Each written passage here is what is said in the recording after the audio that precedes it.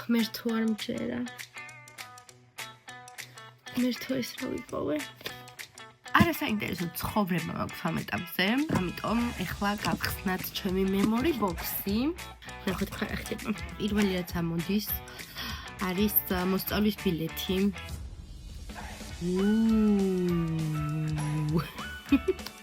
ეს რატო მაგდა კარვიცი?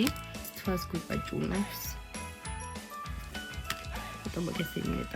ეს თავისი ხელით გამიკეთა ჩემი ბავშვობის მეგობარმა მარიმ. ეს მე თუ დავწერე?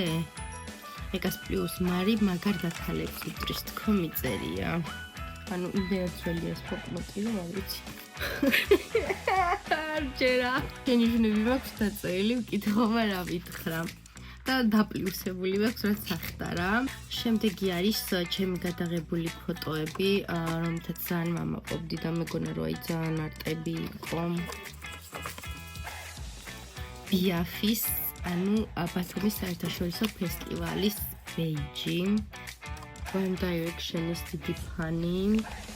მე და ჩემი მეგობარი ეკა ვიყოფდით ამ ბიჭებს, ჰარი ლუისი, ზეინი და ნაილი, ანუ ორივეს ვეკუთვნოდა ყველა და მარიკას ლიანი. ანუ ეს იყო განაწილებული. მე შემიშველე. ეს თბილისის მე-19 საერთაშორისო კინოფესტივალზე მე და ჩემი მეგობარი ვიყავით pitching-ის მონაწილეები და მაშინ მოვიგეთ პროექტი. ჩემო მეგობარმა ლიკამ ასე მთხოვა თავის მეჯვარე რომ ყოფილიყავი. ძალიან sweet მომენტი იყო. ღმერთო არ მჯერა. ღმერთო ეს რა ვიპოვე? მოკლედ მკითხავთან ვიყავი. ადრე და მითხრა რომ მქონდა ჯადო და დამიწერა ჯადოს მოსახსნელი რეცეპტი, ანუ რა უნდა მიმეტანა. რა ქიწერია ეს რეცეპტი?